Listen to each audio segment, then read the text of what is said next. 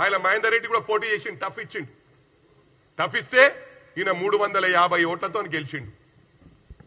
ప్రజలను తక్కువ అంచనేయకురా భయ్, సిరిసిల్లాల్నే నిన్ను చెప్పుతో కొట్టే రోజులు వస్తాయి. ఇది గుర్తుంచుకో. చాలా ఘోరమైన పరిస్థితి. మొత్తం అసైన్మెంట్ ల్యాండ్లు అమ్ముకున్నారు. ఈ ఘనత మీకే దక్కింది.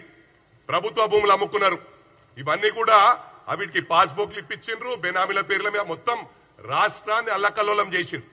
ఇవన్నీ కూడా ప్రజలు గమనిస్తున్నారు. ఏదైతే డబుల్ బెడ్రూమ్, మనం ఇంకొకటి పెన్షన్లు ఎప్పుడు స్టార్ట్ చేసిర్రు? ఫస్ట్ 5 years లా ఇక మా ప్రభుత్వం పోయేటట్టుంది, రేపు మనకు ప్రజలు ఓట్లు వేసేటట్లేరంటే ఎన్నికలకు ముందు పెన్షన్స్ ఇచ్చిండ్రు, రైతు బంధు ఇచ్చిండ్రు, రైతు బంధు ఇచ్చి ధన ధన ధన ధన ఓట్లు గుద్దుకొని రేషన్ కార్డులు ఇచ్చిరా 10 సంవత్సరాలు. ఇలా బ్రహ్మాండంగా రేషన్ కార్డులు ఇస్తున్నాం. ప్రతి గ్రామంలో, ప్రతి జిల్లాల, ప్రతి నియోజకవర్గంలో రేషన్ కార్డులు ఇస్తున్నాం. 10 సంవత్సరాలు రేషన్ కార్డులు ఇవ్వకపోయా. ఒక కొత్త అమ్మ ఇంట్లోకి వస్తే ఆమె పేరు పెట్టుకోనికి అవకాశం లేకపోయా, కోడలు వస్తే. అటువంటి పరిస్థితి మీదరా మీరు చేసిరు, నాశనం చేసిరు. సన్నబియ్యం పెడుతున్నాం బ్రహ్మాండంగా. ఇలా ప్రజలు అంటుర్రు చాలా బ్రహ్మాండంగా చేస్తుర్రు, ఈ వెధవలకి ఏం పని లేదా, ఈ బీఆర్ఎస్ వాళ్ళకి ఓన్లీ విమర్శించుడు తప్ప ఇంకో పని లేదని. అరే చెత్తనా కొడుక, మారేషం వేసుకొని పో, ప్రజలలో తిరుగు. మీకు అలవాటు రా ఇది. మొత్తం రాష్ట్రం అంతా ఆడికెళ్ళి వంద ఈడికెళ్ళి వంద గ్యాదర్ చేసి ఒక మీటింగ్ పెడతాడు మీ అయ్యా. మీటింగ్ పెట్టి మొత్తం హైలైట్ చేసి ఇక మళ్ళీ ఇంట్లో అంటాడు. అది మీ చరిత్ర. మేము ప్రజలలో ఉంటాం. ఆయన కొండగట్టి ఇష్యూలో పోయిండా? అంతమంది చనిపోతే కొండగట్టి ఇష్యూలో పోలే. ఇవాళ ఎవరు చిన్నోళ్ళు పోయినా యాక్టింగ్ చేస్తున్నారు. ఎందుకు? పవర్ లేక బతకలేకపోతున్నారు. 18 months లోనే మారిపోయారు కొడుకులు. అమ్మో ఆగమైపోయినాం మనం. వీళ్ళు ఏమనుకున్నారు? చిన్న మండలాలను, చిన్న జిల్లాలను, చిన్న పోలీస్ స్టేషన్లను అన్ని చిన్నగా చేసి ఏమనుకున్నారు అంటే ఏ లీడర్షిప్ కూడా ఎదుగొద్దు. లీడర్షిప్ ఉంటే రేపు నాకు కౌంటర్ అవుతారు. ఒక జిల్లా పరిషత్ చైర్మన్ అంటే మా మెదక్ జిల్లాలంటే 46 మండలాలు ఉంటుండే. 46 మండలాలకు జిల్లా పరిషత్ చైర్మన్ అంటే ఈక్వల్ టు క్యాబినెట్ మినిస్టర్.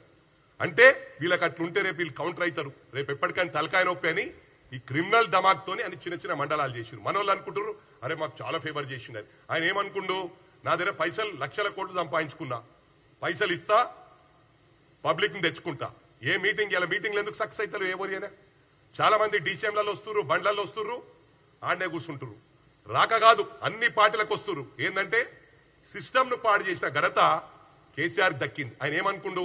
పైసలు పడేస్తా, ఎవరినైనా ఎవడన్నా నాకు స్ట్రాంగ్ ఆపోజిట్ మాట్లాడిరు అనుకో, వానికి ఆపోజిట్ లో 200 కోట్లు ఖర్చు పెడతా, వాని మొత్తం జీవితంలో బొంద పెట్టేస్తా. లీడర్షిప్ ఉండదు కానీ బానే బొందబెట్టి రిపబ్లిక్ ఇలా పరిశాలు ఉన్నాడు. ఇలా వాళ్ళని తిట్టినా కూడా ఆర్టిఫిషియల్ గా ఏనో ఆ మాజీ మంత్రి గాడు ఎవడు మాట్లాడతాడు, ఇంకోడు మాట్లాడతాడు. కానీ వాళ్ళకి ఏడుంది క్యాడర్. మొన్న కూడా 2 మీడియాల మీద ఆర్టిఫిషియల్ గా మనోడు కేటీఆర్ ప్లాన్ చేసి యూట్యూబ్ మీడియాలు ఉన్నాయి. అవి మొత్తం మనోడు ఒక 70-80 ఉన్నాయి.